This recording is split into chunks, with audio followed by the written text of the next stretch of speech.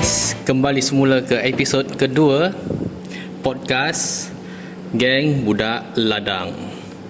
So, hari ni kita nak bincangkan tentang current issue yang kita hadap dekat industri ladang sawit, and kita juga nak bincangkan tentang apa kebaikan sawit, khususnya kepada negara kita lah.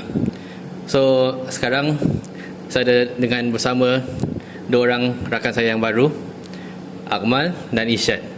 Farisha korang dah kenal kan, episod 1 tu.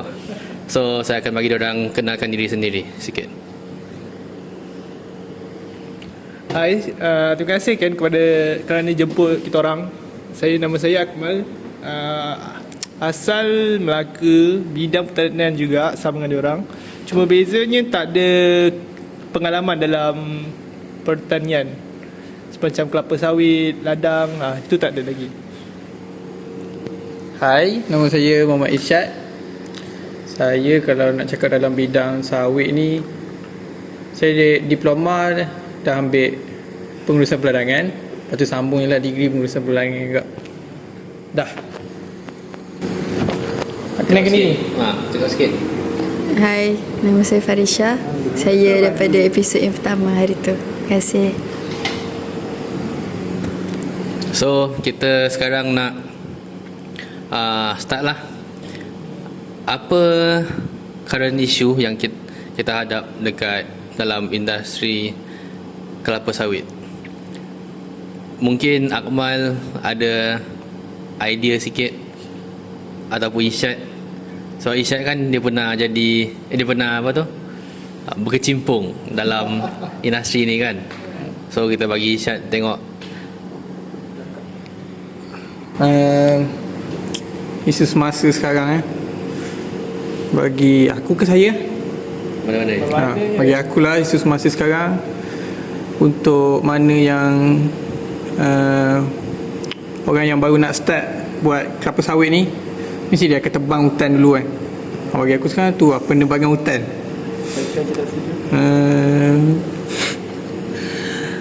Asal kena tebang hutan. Asal kena tebang hutan.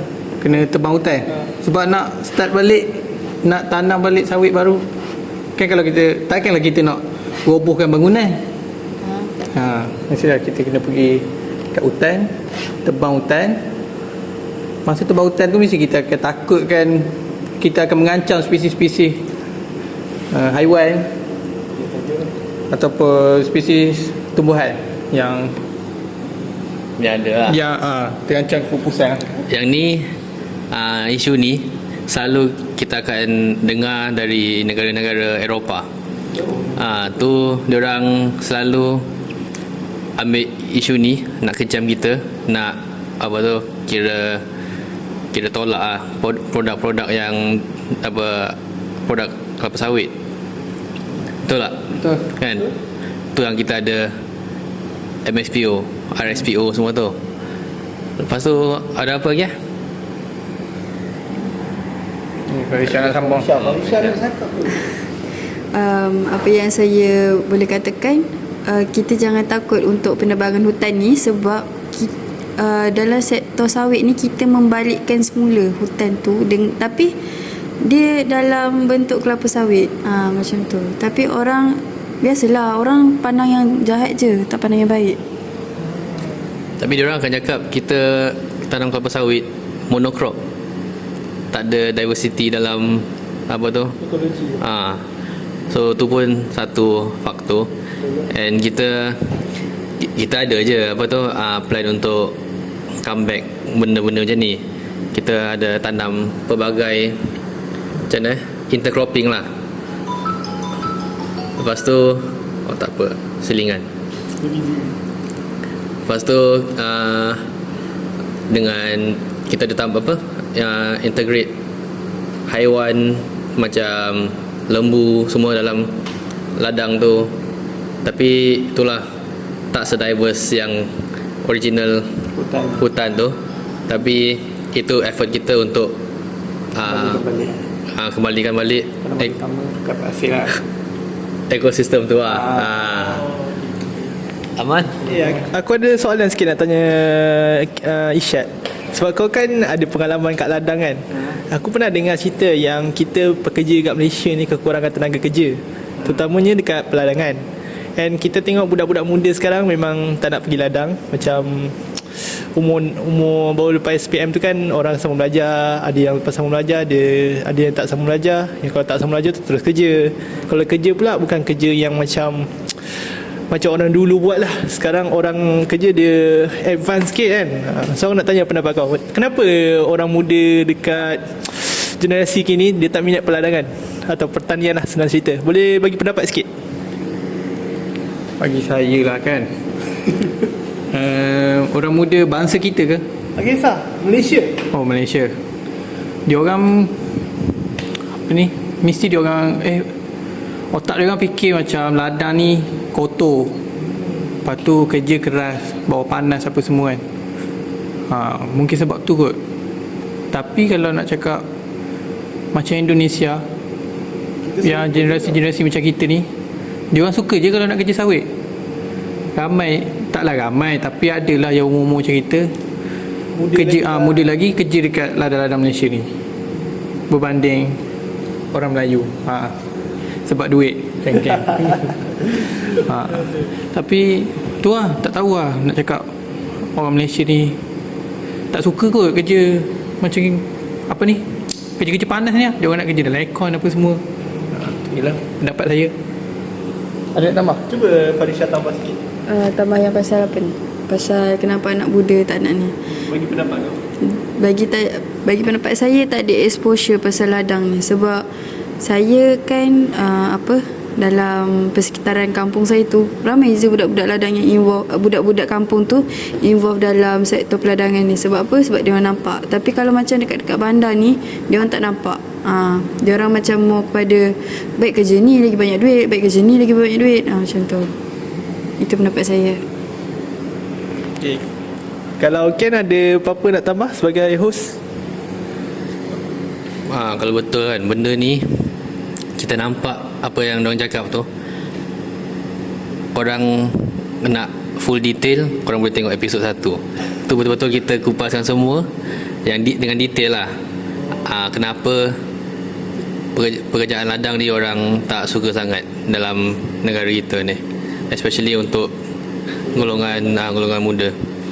And kita dah cakap pasal apa tu, current issue semua tu, kita cuba cakap sikit, kita pergi positive side sikit lah. Kita cakap sikit kebaikan kelapa sawit untuk negara, untuk apa, individu ke siapa.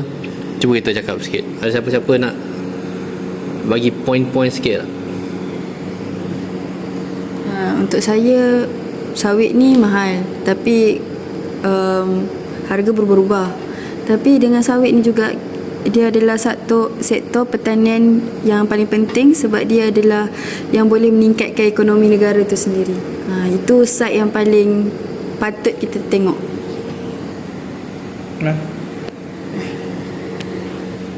Bagi akulah, kebaikan yang ada dekat kelapa sawit ni, kalau contoh satu batang pokok kelapa sawit tu kita boleh dapat 1 tan 1 tan minyak. Mampu ke? Satu pokok? Satu pokok? Taklah 1 tan, hampir tak ada. Minyak satu pokok? Tak apa. Tapi kuantiti lagi banyak lah daripada kalau contoh pokok jagung, pokok dengan matahari punya pokok. Kan dia pakai kat Eropah kan pakai minyak sana kan. Tu nak dapat minyak tu kena gunakan kuantiti pokok yang banyak. So bagi akulah, memang pokok kat kelapa sawit ni, setiap tanah yang digunakan tu ada hasilnya lagi banyak daripada yang Eropah sana pakai. Okey. Isyad, apa nak tambah? Kalau kelapa sawit ni, mesti orang akan fikir akan dapat minyak sawit je. Padahal bukan. Dia daripada kelapa sawit tu boleh dapat macam-macam. Macam kita boleh buat sabun, makanan, semua daripada sawit. Dari situ kita boleh dapat lihat yang kelapa sawit ni ada macam-macam lah kegunaan dia. Macam yang Akmal cakap tadi tu, sawit dia keuntungan balik tu jauh lebih banyak daripada yang tanaman-tanaman lain. sawit tu dah lah kita dapat tanam setahun, tak kira season, and hasil pun boleh kirakan setahun lah kita boleh dapat hasil. So bukan macam yang tumbuhan-tumbuhan lain kita tanam berapa bulan, berapa tahun nak kena buang. Ni sawit kita tanam at least pun ada 15 tahun sampai ke 20 tahun, lebih kurang macam tu. So saya rasa yang tu lah yang paling worth it lah dengan sawit ni. Saya rasa yang tu kita end dengan point ni je lah sebab kalau nak cakap banyak lagi, panjang lagi video ni nanti. Episod 3. Nanti kita tunggu episod 3.